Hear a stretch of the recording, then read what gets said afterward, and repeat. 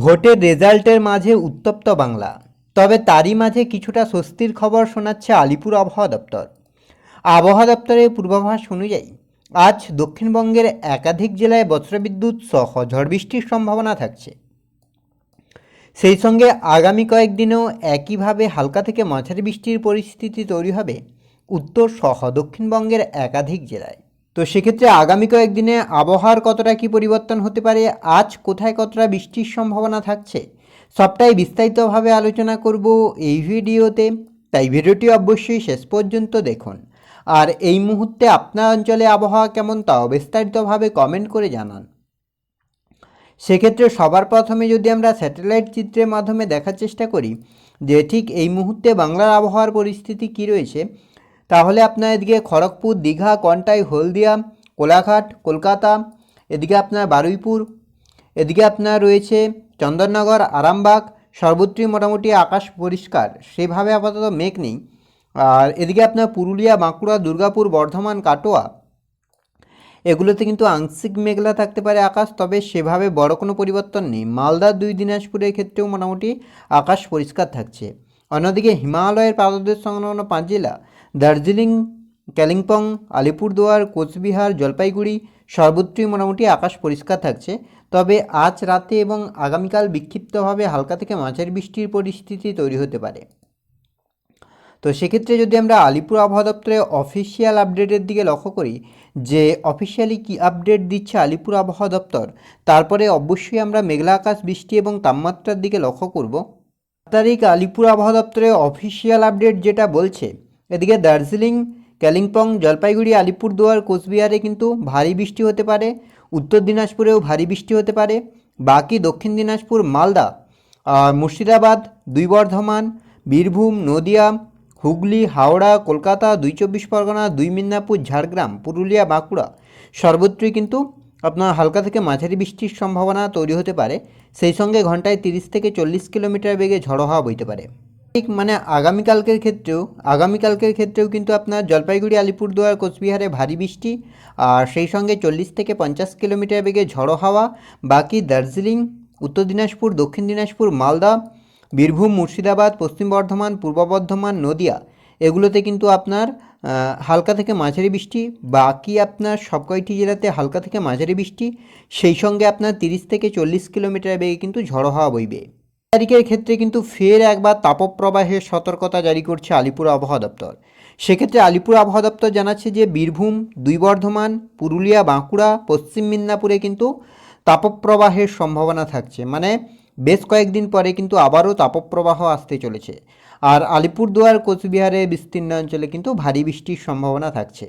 এর ক্ষেত্রে হিমালয়ের পাদদেশ সংলগ্ন 5 জেলাতে ভারী বৃষ্টি। বাকি আপনার দক্ষিণবঙ্গের প্রায় সব কয়টি জেলাতেই কিন্তু তাপপ্রবাহের সতর্কতা জারি করছে আলিপুর আবহাওয়া দপ্তর। বীরভূম, পশ্চিম বর্ধমান, পূর্ব বর্ধমান, পুরুলিয়া, বাঁকুড়া, পশ্চিম মিদনাপুর, ঝাড়গ্রাম, পূর্ব মিদনাপুর, 2 চব্বিশ পরগনা, 2 চব্বিশ পরগনায় কিন্তু তাপপ্রবাহের সম্ভাবনা থাকছে। 8 তারিখের ক্ষেত্রেও প্রায় একই পরিস্থিতি, সেক্ষেত্রেও কিন্তু একইভাবে তাপপ্রবাহ চলবে দক্ষিণবঙ্গের জেলাগুলিতে।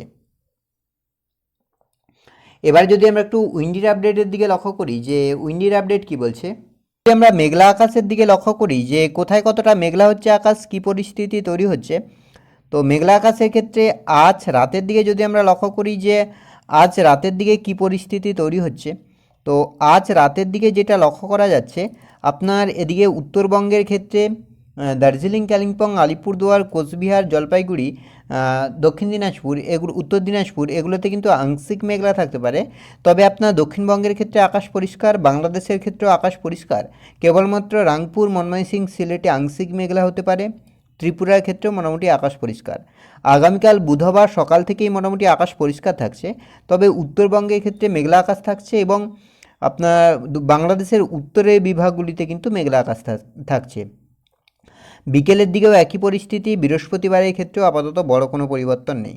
বৃষ্টির দিকে যদি আমরা লক্ষ্য করি যে বৃষ্টির কতটা কী সম্ভাবনা থাকছে, সেক্ষেত্রে আপনার আজ রাতের দিকে কিন্তু সেভাবে বজ্রবিদ্যুৎ সহ বৃষ্টির সম্ভাবনা নেই। তবে 7টা-8টা নাগাদ বিক্ষিপ্তভাবে হালকা বৃষ্টি হতে পারে কলকাতা সহ পার্শ্ববর্তী অঞ্চল, উত্তর দিনাজপুর এবং দক্ষিণ দিনাজপুরের কিছু অংশে। রাতের দিকে সেভাবে বৃষ্টি নেই। আগামীকাল সকালে কিন্তু আপনার দক্ষিণবঙ্গে বৃষ্টি নেই, তবে উত্তরবঙ্গের ক্ষেত্রে কিন্তু হালকা থেকে মাঝারি বৃষ্টির সম্ভাবনা থাকছে। আর বিকেলের দিকেও হালকা থেকে মাঝারি বৃষ্টি, সেই সঙ্গে আপনার মুর্শিদাবাদ আর এদিকে আপনার বর্ধমানের কিছু অংশ, বীরভূমের কিছু অংশে কিন্তু হালকা থেকে মাঝারি বৃষ্টি হতে পারে। বিকেলের দিকেও একই পরিস্থিতি। বৃহস্পতিবার 6 তারিখ, সেক্ষেত্রেও আপনার সেভাবে আপাতত বড় কোনো পরিবর্তন নেই, আর রাতের দিকেও বড় কোনো পরিবর্তন নেই। শুক্রবার 7 তারিখ, সেক্ষেত্রেও প্রায় একই পরিস্থিতি। শনিবার 8 তারিখের ক্ষেত্রেও কিন্তু আপনার বড় কোনো পরিবর্তন নেই, তবে বাংলাদেশের বিস্তীর্ণ অঞ্চলে কিন্তু ভারী বৃষ্টির সম্ভাবনা থাকছে। অন্যদিকে আপনার রবিবারের ক্ষেত্রেও কিন্তু একই পরিস্থিতি। সোমবার, মঙ্গলবার, বুধবার, বৃহস্পতিবারের ক্ষেত্রেও কিন্তু আপাতত বড় কোনো পরিবর্তন নেই। অর্থাৎ চলতি মাসের 13 তারিখ পর্যন্ত দক্ষিণবঙ্গে কিন্তু সেভাবে ঝড় বৃষ্টির পরিস্থিতি লক্ষ্য করা যাচ্ছে না। তাপমাত্রার দিকে যদি আমরা লক্ষ্য করি, সেক্ষেত্রে কিন্তু তাপমাত্রা বড় পরিবর্তন আসতে চলেছে।